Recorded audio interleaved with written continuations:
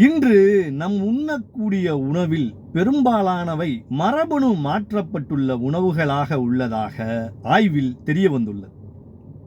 1971 முதல் 1973 அன்று முதலாக மரபணு மாற்றப்பட்ட குடைமிளகாய் தயாரிக்கப்பட்டது.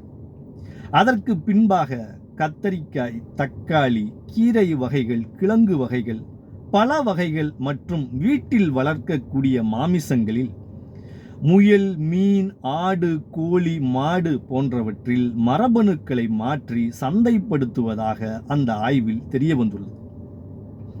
மரபணு மாற்றப்பட்ட உணவுகளை தொடர்ந்து உட்கொள்ளும் போது அது உடலுக்கு உடனடியாக தீங்கு விளைவிக்கவில்லை என்றாலும் மனித உடலில் உள்ள டிஎன்ஏக்களை கொஞ்சம் கொஞ்சமாக மாற்றிவிடும் என்கின்றனர் ஆய்வாளர்கள்.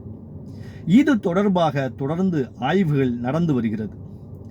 இதை உட்கொள்ளும் ஆண்களுக்கு உடல் வலிமை குறைதல், மலட்டுத்தன்மை ஏற்படுதல், பெண்களுக்கு மாதவிடாய் பிரச்சனை, கருத்தரிப்பதில் சிக்கல், குழந்தைகளுக்கு ஒவ்வாமை போன்ற நோய்கள் ஏற்படுவதாக கூறப்படுகிறது.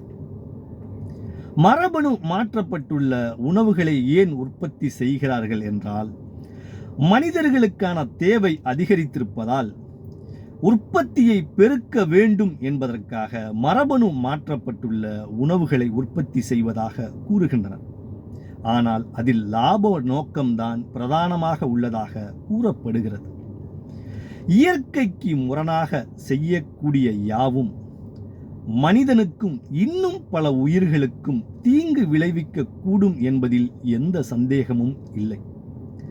நம் செய்யக்கூடிய எந்த செயலும் நம்மை பாதிக்காது என்ற எண்ணம் மனிதனுக்கு மாறாதவரை இந்த தீங்கு நிகழ்ந்து கொண்டேதான் இருக்கும். நன்றி.